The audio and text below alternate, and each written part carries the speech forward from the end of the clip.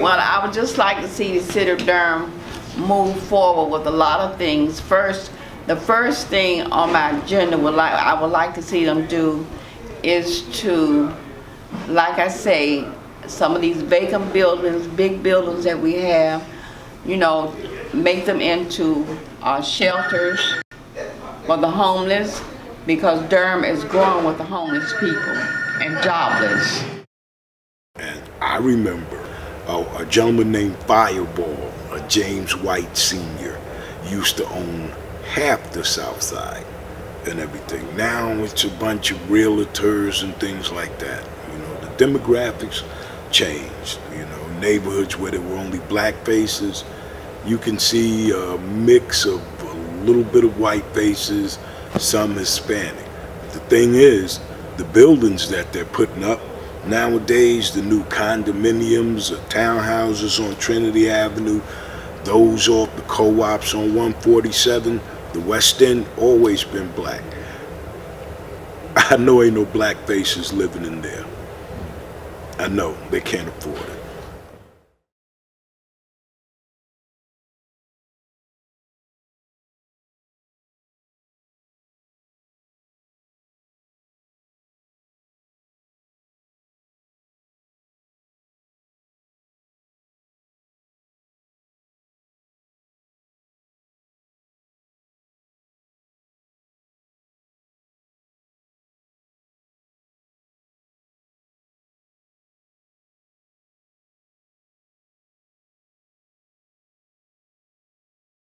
That's one of the problems that you see happening, if you will, with gentrification.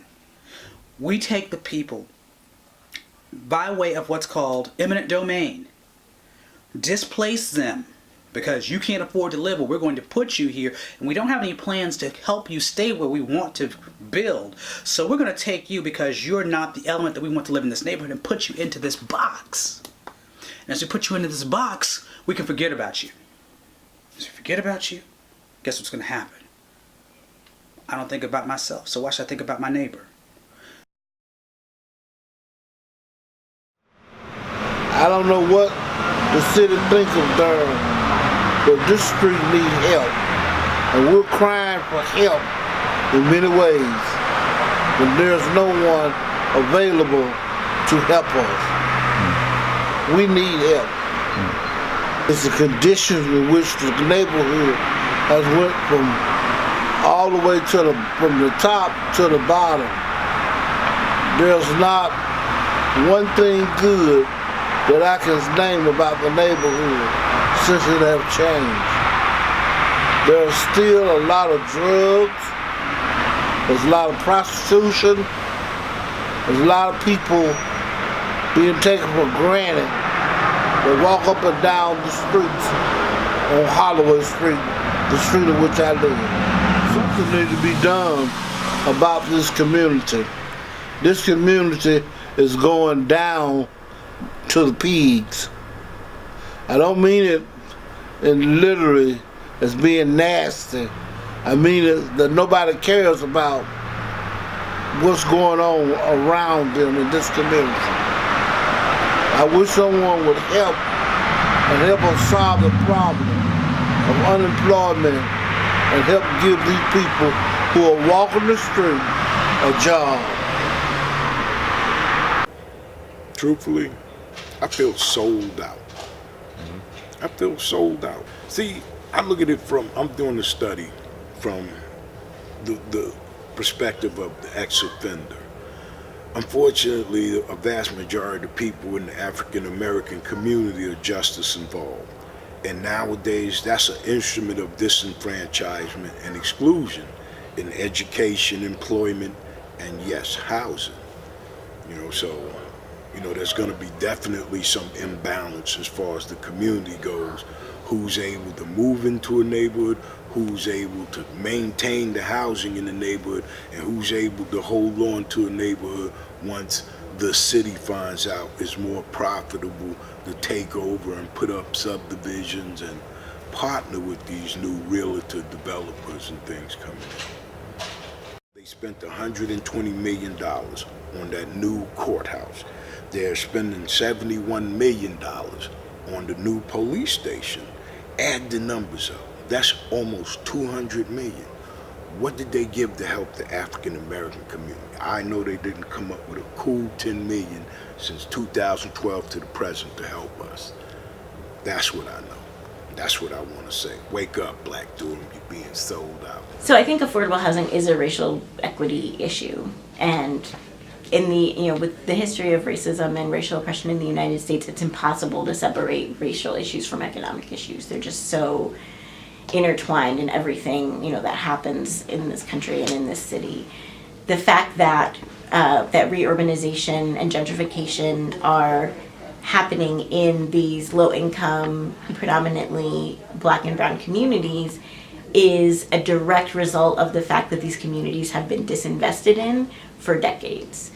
And so they are the communities, with the land that's like right close to downtown, right close to amenities, but with really unreasonably, artificially low land values because of the lack of investment by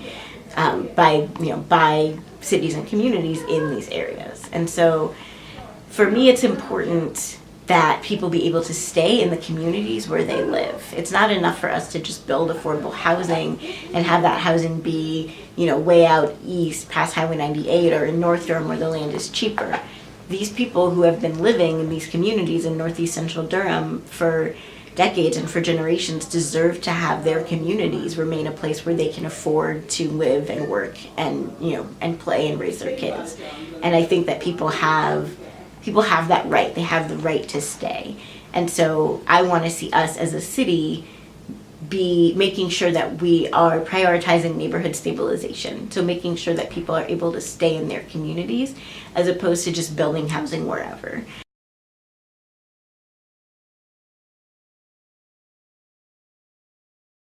Large, what we call redlining, meaning that there were restrictions as to where banks and other financial lending agencies would lend money, and so those areas seen as high risk, in all likelihood, would not receive funds, or persons could not receive funds to sort of purchase or buy a home. And so as a result of that, you'll find that by 1940s, African Americans here in Durham claim a very significant share of the home ownership here in this county, in this city and county. And as a result of that, had really garnered a very strong reputation in terms of home ownership.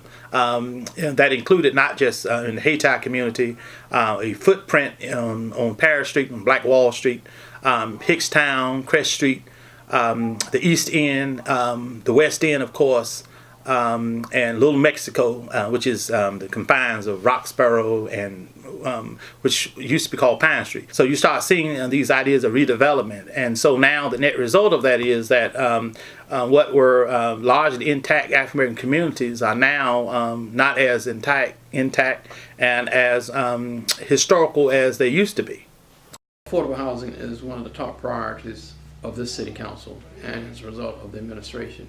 And we're working as hard as we can to try to bring on more affordable housing in the community. When I speak about affordable housing, I'm really speaking about developing housing of mixed incomes.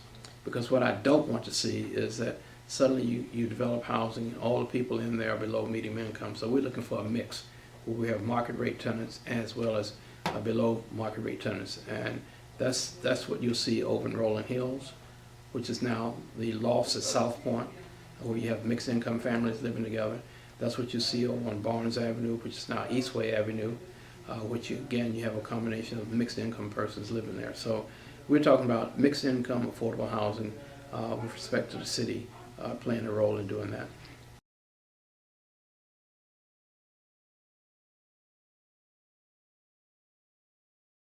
Community really grows great, I think, when you marry concerns and issues of the people who are the residents.